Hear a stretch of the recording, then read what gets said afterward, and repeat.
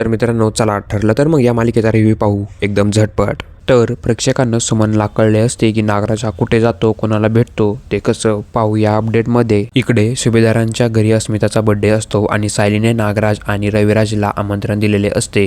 तर रविराज सुभेदारांच्या घरी जायला निघालेच असतात. त्यावेळी नागराज म्हणतो, मला आता खूप अर्जंट काम आलेलं आहे, मला आता लगेच जावं लागेल. त्यावेळी रविराज म्हणतो, तिकडे पूर्ण आजी पण आली आहे, त्यांना भेटावंच नाही वाटत का? त्यावेळी नागराज कोणाचा तरी फोन आलेला असतो आणि तो रविराजच्या समोर उभा असतो. त्यावेळी खूप घाबरतो आणि म्हणतो, दादा मला पण भेटावंसं वाटतंय, पण हा कॉल सारखा येतोय, मला जावं लागेल अर्जंटमध्ये. रविराज तो फोन घेतो आणि म्हणतो, तुझा मित्रच आहे ना? त्यावेळी नागराज म्हणतो, हो, पण त्या फोनवर कोणाचं नाव नसतं.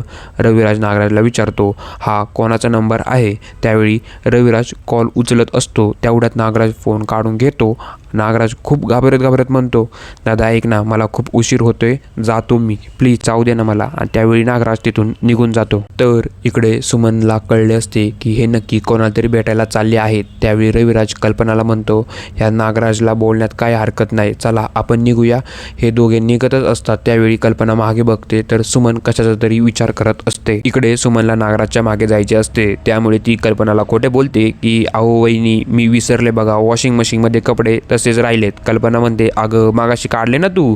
सुमन म्हणते, नाही हो, विसरले मीच. एक काम करा, तुम्ही दोघे जावा पुढे, मी 5 मिनिटात कपडे वाळू घालून येते. कल्पना म्हणते, नक्की या? सुमन म्हणते, हो हो येते. इकडे सुमन नागराजच्या गाडीचा पाठलाग करत असते. त्यावेळी ती सायलीला कॉल करत असते, पण सायली फोन उचलत नसते, कारण अस्मिताचा बर्थडे असल्यामुळे सायली इकडे बिझी असते. इकडे सुमन पाठलाग करत करत ती महिपतच्या खोलीजवळ पोहोचते. तिला दिसते की नागराजने महिपतला एका चेअरवर बांधून ठेवले. हे सर्व सुमनने पाहिल्यानंतर ती खूप घाबरते आणि सायलीला कॉल करते आणि तिला सर्व काही सांगून टाकते.